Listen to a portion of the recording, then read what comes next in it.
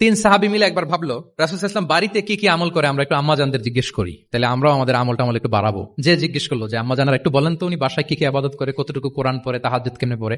আম্মাজানরা বর্ণনা দিলেন। বর্ণনা শোনার পরে কান্নাহুম তাকাল্লুহা, ওনাদের কাছে একটু কম মনে হইলো, মানে অনেক এক্সপেকটেশন নিয়ে আসছিল। তারা ভাবছিল মানে রাতে ঘুমাই না, সারা রাত তাহাজ্জুদ আর কান্নাকাটি করে রাসূল সাল্লাল্লাহু আলাইহি ওয়াসাল্লাম কাটায় দেয়। তাদের এরকম একটা ধারণা ছিল। কিন্তু এসে শুনে যে না, এসার পরে নাকি ঘুমোতে যায়, অনেকক্ষণ ঘুমিয়ে এসে মাঝরাতে নাকি ওঠে। যা যা বর্ণনা শুনলো কান্নাহুম তাকাল্লুহা, এদের কাছে একটু কম মনে হলো। তো একজন বলতেছে আরে কম না, আইনা নাহনু মিন রাসূলিল্লাহ, কোথায় আল্লাহ রাসূলের, কোথায় আমরা। গফিরা লাহু মা তাকাদ্দামা মিন যামবিহি ওয়া মা তাআখার, ওনার তো আগের পরের সব গুনাহই মাফ। আদতে তো গুনাহই নাই, নবীরা তো মাসুম।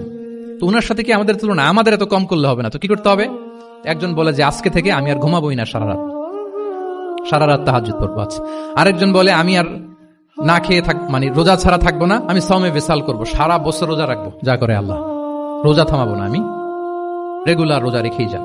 আচ্ছা, আরেকজন বলে আমি আর আমার স্ত্রীদের কাছেই যাব না, আমি সন্ন্যাসী জীবন নিয়ে নিলাম, আমি সন্ন্যাসী থাকবো, স্ত্রীদের সাথে মেলামেশাতে এই আমি যাব না, আমি এটা থেকে বিরত থাকবো।